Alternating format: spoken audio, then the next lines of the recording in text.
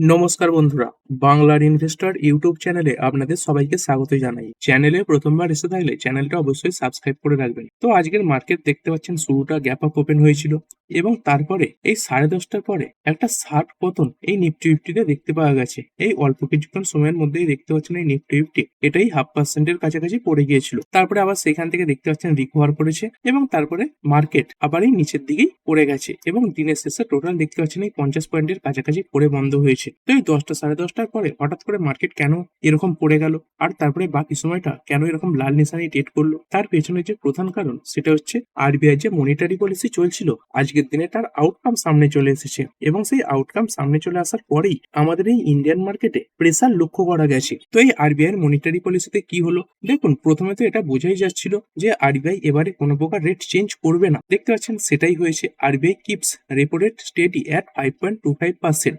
আগে যে রেট ছিল সেই রেটটাকেই তারা বজায় রেখেছে। কিসের কারণে? As US Iran war adds pressure on India. তো এই ইউএস এবং ইরানের যুদ্ধের কারণে আমাদের ইন্ডিয়ার যে জিডিপি এবং ইনফ্লেশন তারপরে প্রেসার পড়েছে। সেই কারণের জন্য আরবিআই এই যে রেপো রেট সেখানে কোনো চেঞ্জ আনেনি এবং তারই সঙ্গে সঙ্গে কি ট্যান্স বজায় রেখেছে দেখতে পাচ্ছেন, এই যে নিউট্রাল স্ট্যান্স এটাই বজায় রেখেছে। তো পরবর্তীকালে আরবিআই বিভিন্ন ডেটা দেখবে এবং সেই অনুযায়ী সিদ্ধান্ত নেবে যে এই রেপো রেট এটা বাড়ানো যাবে নাকি কমানো যাবে নাকি ফিক্স রাখবে। এই ফাইন্যান্সিয়াল ইয়ার 2025-26 এর এই যে জিডিপির গ্রোথ এটা কত দাঁড়িয়েছে 7.8%, যেটা এই অনুমানকে বিট করেছে, মানে আরবিআই যে অনুমানটা সামনে রেখেছিল। আর যেহেতু এই মার্চ মাস শেষ হয়ে গেছে তাই ফুল ইয়ারের যে গ্রোথ সেটাও সামনে চলে এসেছে। দেখতে পাচ্ছেন এই ফুল ইয়ারের গ্রোথ এটা কত দাঁড়িয়েছে 7.7%। এটা তো দেখতে পাচ্ছেন মোটামুটি ভালো। তাহলে মার্কেট পড়ে গেল কেন? কারণ এই যে ফোরকাস্ট গুলো সেগুলো একটু নেগেটিভ দিকে এসেছে। যেমন দেখতে পাচ্ছেন এই অ্যানুয়াল রিয়েল জিডিপি গ্রোথ এটা আগে এই যে প্রজেকশন বা ফোরকাস্ট করা হয়েছিল কত করা হয়েছিল 6.9% আসবে করা হয়েছিল। তো সেখান থেকে এই যে প্রজেকশন এটা কমিয়ে দেওয়া হয়েছে, এখন মনে করা হচ্ছে এটা আসবে 6.6%। তারপরে অ্যানুয়াল সিপিআই ইনফ্লেশন, তো এই ইনফ্লেশন এটা যত বেশি আসবে তত মার্কেটের জন্য খারাপ। তো এই যে প্রজেকশন এটা দেখতে পাচ্ছেন বাড়িয়ে দেওয়া হয়েছে। আগে অনুমান করা হচ্ছিল এই যে অ্যানুয়াল সিপিআই ইনফ্লেশন এটা দেখবে 4.6%, সেটা বাড়িয়ে করা হচ্ছে 5.1%। তো এই ক্রুড অয়েলের দাম বাড়ছে, তার কারণে ট্রান্সপোর্টেশন বাড়ছে, অন্যান্য জিনিসপত্রের দাম বাড়ছে, সেই কারণে এই যে ইনফ্লেশন এটা বাড়ার সম্ভাবনা রয়েছে। এবং প্রজেক্টেড কোর ইনফ্লেশন এটা দেখতে পাচ্ছেন আগে রাখা হয়েছিল 4.4%, তো সেখান থেকে এই যে অনুমান এটাও বাড়িয়ে দেওয়া হয়েছে 4.7% করে দেওয়া হয়েছে। মানে দেখতে পাচ্ছেন একদিকে এই যে জিডিপির গ্রোথ ফোরকাস্ট সেটা তো কমিয়ে দেওয়া হলো এবং এই ইনফ্লেশন যেটা বাড়লে খারাপ, তো সেই যে ফোরকাস্ট সেটা আবার বাড়িয়েও দেওয়া হয়েছে। তো দুটো জিনিসই নেগেটিভ দিকেই এসেছে। এছাড়াও যদি কোয়ার্টারলি দেখি এই যে জিডিপির গ্রোথ দেখতে পাচ্ছেন এই Q1 ফাইন্যান্সিয়াল ইয়ার 2027 আগে অনুমান ছিল 6.8% আসবে মানে গ্রোথ, তো সেটা থেকে কমিয়ে 6.6% এর ফোরকাস্ট করা হয়েছে। তারপরে Q2 এর জন্য দেখতে পাচ্ছেন 6.7% থেকে কমিয়ে 6.3% করে দেওয়া হয়েছে। Q3 তে 7% থেকে কমিয়ে 6.5% করে দেওয়া হয়েছে এবং এই Q4 এ 7.2% থেকে কমিয়ে 6.8% করে দেওয়া হয়েছে। অর্থাৎ এই আরবিআই মনে করছে এই ফাইন্যান্সিয়াল ইয়ার 2027 এর প্রতিটা কোয়ার্টারেই এই যে জিডিপির গ্রোথ এটা আগের অনুমানের তুলনায় কমে যাবে। আর অন্যদিকে সিপিআই ইনফ্লেশন এটা বেড়ে যাওয়ার সম্ভাবনা আরবিআই দেখছে।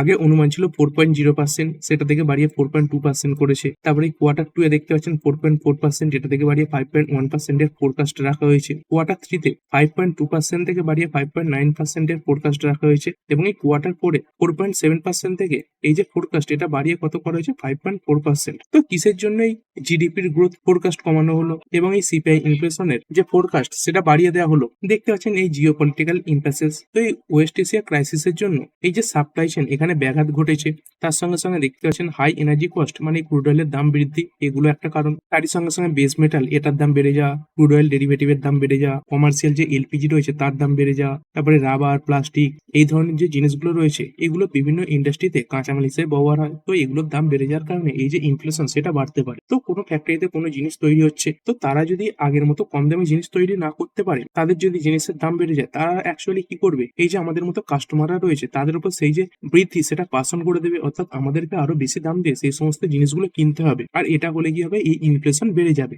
এবং তারই সঙ্গে সঙ্গে মনসুন এবং এলনিনো রিস্ক এটাকেও মাথায় রাখা হয়েছে। এবারে মনে করা হচ্ছে এই এলনিনো এটার কারণে প্রচুর গরম পড়তে পারে এবং তারই সঙ্গে সঙ্গে এই যে বৃষ্টিপাত এটা স্বাভাবিকের তুলনায় কম হবে। তো এই কারণগুলোর জন্যই আরবিআই এই ধরনের অনুমান সামনে রেখেছে আর এরই কারণে মার্কেটে মূলত প্রেসার দেখতে পাওয়া গেছে। আর এই রুপি এটা যদি দেখেন এটা কিন্তু আজকে শক্তিশালী হয়েছে। ওপেন কত হয়েছিল 95.79, তো সেখান থেকে দেখতে পাচ্ছেন 95 এর কাছাকাছি এসে গেছে। কি কারণে রুপি আজকে শক্তিশালী হলো? দেখতে পাচ্ছেন rupee rally strongly after RBI announces new measures two attract foreign investors. তো এই আরবিআই তারা নতুন কিছু পদ্ধতি সামনে রাখবে যার কারণে আমাদের ইন্ডিয়া ইন্ডিয়ান মার্কেটে এই যে ফরেন ইনভেস্টমেন্ট এটা বাড়ে এবং এই খবরেই মূলত আমাদের এই ইন্ডিয়ান রুপিতে তেজি ফিরেছে। আর এর সঙ্গে সঙ্গে আরবিআই আরো একটা বড় জিনিস ঘোষণা করেছে, কি দেখতে পাচ্ছেন, এফআইআই যে ট্যাক্স রিলিফ সেটা চালু করে দিয়েছে। তো গভর্নমেন্ট যে সিকিউরিটি রয়েছে আমাদের ইন্ডিয়ান যে বন্ড মার্কেট রয়েছে সেখানে ইনভেস্ট করার পরে এই যে এফআইআই রয়েছে যারা বিদেশ থেকে ইনভেস্টমেন্ট করতো তাদেরকে একটা বড় ট্যাক্স দিতে হতো। তো সেই যে ট্যাক্স সেটা দেখতে পাচ্ছেন কাট করা হয়েছে। এই এলটিসিজি এটাই 12.5% ছিল। দেখতে পাচ্ছেন এই শেয়ার বলুন, এই যে লিস্টেড শেয়ার রয়েছে আমাদের ইন্ডিয়ান মার্কেটে বা এই যে বিভিন্ন গভর্নমেন্ট বন্ড রয়েছে, তো সেখানে ইনভেস্ট করে 1 বছরের বেশি ইনভেস্টমেন্ট ধরে রেখে সে আমাদের রিটেল ইনভেস্টর হোক বা ফরেন ইনভেস্টর হোক, তারা যদি প্রফিট তৈরি করতে পারে তো সেই প্রফিটের উপর 12.5% করে এই যে এলটিসিজি বা লং টার্ম ক্যাপিটাল গেইনস এটা দিতে হতো। এছাড়াও দেখতে পাচ্ছেন এই গভর্নমেন্ট বন্ডে ইনভেস্টমেন্ট করলে এই যে ইন্টারেস্টটা পেতো, তো সেখানের উপরেও কিন্তু 20% ট্যাক্স বসতো। তো এই সব কিছু কমানো হয়েছে এবং এরই কারণে রুপি মূলত শক্তিশালী হয়েছে। আর এই বন্ড মার্কেটে ইনভেস্টমেন্ট বাড়তে পারে এরকম খবর সামনে এলে এই পিএনবি গিলস এই শেয়ারে বড় তেজি আসে, কারণ এই কোম্পানিটা গভর্নমেন্ট বন্ড সংক্রান্ত ব্যবসার সঙ্গে যুক্ত রয়েছে। তো মূলত পলিসিতে কি দেখতে পেলেন, এই যে জিডিপির ফোরকাস্ট এটা কমিয়ে দেওয়া হয়েছে, ইনফ্লেশনের ফোরকাস্ট বাড়িয়ে দেওয়া হয়েছে। এই দুটোই মার্কেটের জন্য খারাপ। তবে এই যে ফরেন ইনভেস্টমেন্ট বাড়ানোর জন্য গভর্নমেন্ট সিকিউরিটির উপর থেকে ট্যাক্স কমাবার কথা বলা হয়েছে, এটা কিন্তু মার্কেটের জন্য পজিটিভ ব্যাপার। তো আমাদের ফরেন ইনভেস্টমেন্ট বাড়বে, তার সঙ্গে সঙ্গে রুপি শক্তিশালী হবে। তবে ডাইরেক্ট মার্কেটে তেজি ফেরার জন্য কি দরকার, এই যে ট্যাক্স কমানো হয়েছে সেটা গভর্নমেন্ট সিকিউরিটিতে কমানো হয়েছে। তো যদি কোনোদিন নির্মলা সীতারামন জি এরকম ঘোষণা করে দেন যে শেয়ার মার্কেটে এলটিসিজি এসটিসিজি এগুলো কমানো হবে, সেদিন কিন্তু মার্কেট রকেট হয়ে যাবে। তার আগে এরকম ইনডাইরেক্টলি বিভিন্ন কারণের জন্য এই রুপি শক্তিশালী হলে মার্কেট কিন্তু আস্তে আস্তে রিকভার করতে পারে। এরপরে বিভিন্ন ইন্ডাস্ট্রিজ গুলো দেখে নেবো। Nifty 50 0.21% down, next 50 0.26% up, bank 0.35% বেড়েছে, ফাইন্যান্সিয়াল সার্ভিস এটা 0.10% আপ। এরপরে মিড ক্যাপ সিলেক্ট 0.56% পড়ে গেছে। তারপরে 100, 200, 500 দেখতে পাচ্ছেন এইগুলো কিছুটা লাল নিশানি ট্রেড করেছে। মিড ক্যাপ 50, মিড ক্যাপ 100 এইগুলো কিছুটা লাল। এরপরে স্মল ক্যাপ 100 এটা 0.06% পড়া এবং এই স্মল ক্যাপ 50 এটা পড়েছে 0.05%। তো এই মিড ক্যাপ এখানে একটু বেশি পতন আজকের দিনে দেখতে পাওয়া গেছে। আর ওভারঅল মার্কেট ব্রেথ কেমন ছিল, মোটামুটি নিউট্রাল বলতে পারেন। যেখানে বাড়া শেয়ারের সংখ্যা 1623 খানা, সেখানে পড়েছে কতগুলো 1694 খানা, প্রায় সমান শেয়ার বেড়েছে এবং কমেছে বলতে পারেন। আর এরপরে বিভিন্ন সেক্টর, এই আইটি কিছুটা খারাপ পারফর্ম করেছে, 0.99% করেছে। মেটাল এটাও খারাপ পারফর্ম করেছে, 1.60%। আর আজকে টপ পারফর্মার হচ্ছে নিফটি মিডিয়া, 3.4% বেড়েছে। এরপরে অন্যান্য সেক্টর গুলো Nifty auto flat, financial service এটাও বলতে পারেন ফ্ল্যাট, এফএমসিজি 0.18% বাড়া, ফার্মা 0.29% আপ, পিএসইউ ব্যাংক প্রায় 0.5% বাড়া, প্রাইভেট ব্যাংক 0.23% আপ। তারপরে নিফটি রিয়ালটি 0.56% বেড়েছে, হেলথ কেয়ার ইন্ডেক্স এটাই 0.56% বাড়া। আর যদি গতকালের আমেরিকান মার্কেট দেখি, গতকাল এই ডাউ জোন্স খুব সুন্দর একটা র্যালি দেখিয়েছিল। শুরুতে একটা গ্যাপ ডাউন হয়েছিল, কিন্তু সেখানে যদি দেখেন মোটামুটি 575 পয়েন্ট বেড়েছিল। এবং এর সঙ্গে সঙ্গে যদি নাসডাক কম্পোজিটের কথা বলি, এটাও অনেকটা গ্যাপ ডাউন ওপেন হয়েছিল এবং সেইখান থেকে মোটামুটি 1%-এর কাছাকাছি রিকভারি এই নাসডাক কম্পোজিটেও এসেছিল। আর এগুলোতে গেল গতকালের ডেটা। আজকের যে ফিউচার্স সেগুলো কেমন কি পারফর্ম করছে, এখানে ডাউ জোন্সের ফিউচার্স এটা দেখতে পাচ্ছেন এই সবুজেই ট্রেড করছে এবং এই নাসডাকের ফিউচার্স এখানে কিন্তু লাল নিশানি দেখতে পাওয়া যাচ্ছে। তো এই নাসডাক ফিউচার্স বাদ দিয়ে গতকালের ডাউ জোন্সের পারফরমেন্স, নাসডাকের পারফরমেন্স এবং আজকের দিনে ডাউ জোন্সের যে ফিউচার্স রয়েছে তার পারফরমেন্স ভালোই ছিল এবং তারপরে মোটামুটি মার্কেট খারাপ রিয়াকশনই দেখিয়েছে।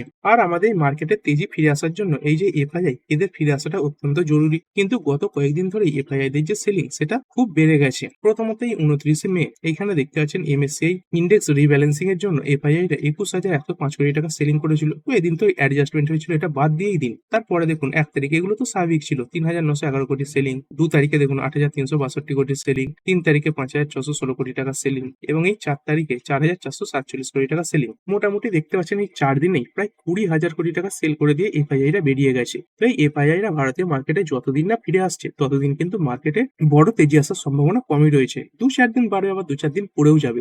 যখন এই এফআইআই রা লাগাতার কিনতে শুরু করবে তখন কিন্তু মার্কেটে তেজি ফিরবে। আর গ্লোবাল মার্কেটগুলো আজকে কেমন ছিল, ড্যাক্স এটা একদম ফ্ল্যাট বলতে পারেন। ফুটসি 100 0.4% বাড়া, ক্যাক 40 0.32% বেড়েছে এবং ইউরোস্টক্স এটা 0.26% পড়া। মোটামুটি এই ইউরোপিয়ান মার্কেটগুলোতে একটা মিক্স রিয়াকশন দেখতে পাওয়া যাচ্ছে, কিছু মার্কেট বাড়া রয়েছে, কিছু মার্কেট পড়া রয়েছে। আর এশিয়ান মার্কেটগুলো কেমন কি ছিল দেখতে পাচ্ছেন, এই জাপানের মার্কেট নিক্কেই 1.31% পড়ে বন্ধ হয়েছে, সাংহাই এটাও কিছুটা লালে বন্ধ হয়েছে, হ্যাংস্যাং এটাও দেখতে পাচ্ছেন 1.15% লাল এবং এই কোসপিন মার্কেট এটা তো 5.5%-এর উপরে পড়ে গেছে। মানে এই এশিয়ান মার্কেটগুলো খারাপ পারফরমেন্সই আজকের দিনে দেখিয়েছে। আর আমাদের যে ইন্ডিয়ান মার্কেট সেটা কিন্তু এই এশিয়ান মার্কেটের সেক্টরের মধ্যেই পড়ে। আর এই ক্রিপ্টো মার্কেট এটা কেমন কি পারফর্ম করছে, তো ক্রিপ্টোতে কিন্তু গত কয়েকদিন ধরে বড় ক্র্যাশ দেখতে পাওয়া যাচ্ছে। আজকের দিনেও বিটকয়েন 3.34% পড়েছে, এবং যদি 5 দিনে দেখেন 16%-এর কাছাকাছি বিটকয়েনে ক্র্যাশ দেখতে পাওয়া যাচ্ছে। এবং এরই সঙ্গে সঙ্গে ইথেরিয়াম আজকের দিনে দেখতে পাচ্ছেন প্রায় 6.5% ক্র্যাশ করেছে, এবং 5 দিনে ইথেরিয়াম এটাই 17.5%-এর কাছাকাছি পড়ে গেছে। এই ক্রিপ্টো মার্কেটের যে অবস্থা সেটা বর্তমানে খুবই খারাপ। আর এই ক্রুড অয়েল এখান থেকে কেমন কি সংকেত আসছে, এই ক্রুড অয়েলে বড় মুভমেন্ট আজকে কিন্তু নেই। ডব্লিউটিআই ক্রুড কিছুটা ডাউন 0.27%, এবং ব্রেন্ট ক্রুড এটাই 0.20% ডাউন।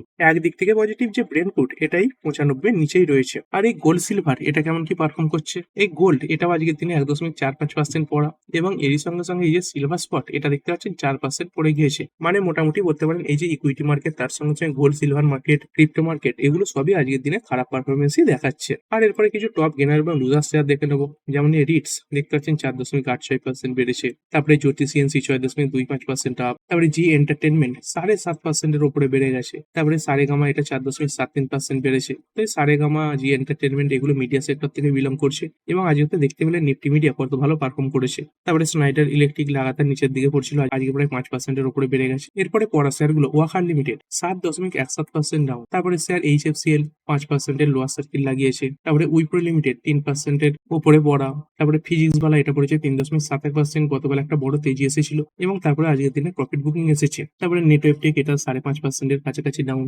ন্যালকো এটা পড়েছে 4.5%-এর কাছাকাছি। তারপরে হিন্দুস্তান জিঙ্ক এটা দেখতে পাচ্ছেন আজকে এই 6.25%-এর কাছাকাছি পড়ে গেছে, এবং এটা পড়ার পেছনে সলিড কারণ ছিল। কি সেই কারণ, এখানে দেখতে পাচ্ছেন Hindustan Zinc share stumble 5% to 6-week low after reports of government plan to sell 2% stake for raise 5,000 crore। মানে এই কোম্পানি যে প্রমোটার রয়েছে বা গভর্নমেন্ট রয়েছে, কোম্পানির প্রমোটারই ভারত সরকার, তো তারা প্ল্যান করছে এই কোম্পানির 2% স্টেক তারা বিক্রি করে দেবে এই 5,000 কোটি টাকাতে।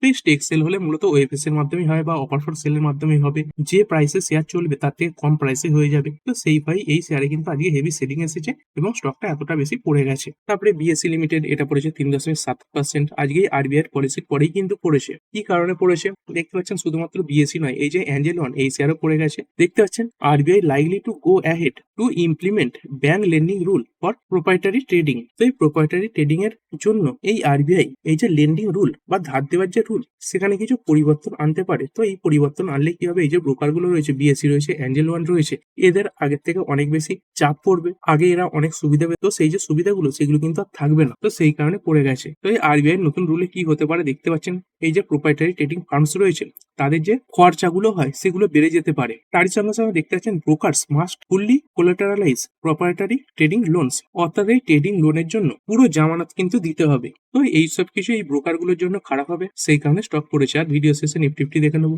আজকে 23টা কোম্পানি সবুজে বন্ধ হয়েছে এবং 27টা কোম্পানি লাল নিশানে বন্ধ হয়েছে। আর এদের মধ্যে কোনগুলো সব থেকে ভালো এবং কোনগুলো সব থেকে খারাপ পারফর্ম করলো, ভালোর দিকে দেখতে পাচ্ছেন আদানি এন্টারপ্রাইজেস 2.36% বেড়েছে, হিন্দুস্তান ইউনিলিভার এটা বেড়েছে 2%, তারপরে আদানি পোর্টস এটাও প্রায় 2%-এর কাছাকাছি বাড়া, বাজাজ ফাইন্যান্স এটা বেড়েছে 1.73%, এবং এই অ্যাক্সিস ব্যাংক এটা 1.60% বেড়েছে। আর পড়ার লিস্টে কোনগুলো ছিল, পড়ার দিকে উইপ্রো ছিল 3%-এর উপরে পড়া, তারপরে হিন্ডালকো এটাও প্রায় 3% পড়েছে, ট্রেন্ড পড়েছে 2.38%, টিসিএস পড়ে গেছে 2%, এবং এই কোল ইন্ডিয়া এটা 1.99% পড়েছে। তো ঠিক আছে বন্ধুরা, এই ভিডিওটা এখানেই শেষ করছি, পরবর্তী ভিডিওতে আরো কিছু নিউজ কভার করা হবে। তো ঠিক আছে বন্ধুরা, আশা করছি ভিডিওটা আপনাদের ভালো লেগেছে। আপনি চাইলে এটাকে লাইক এবং শেয়ার করতে পারেন।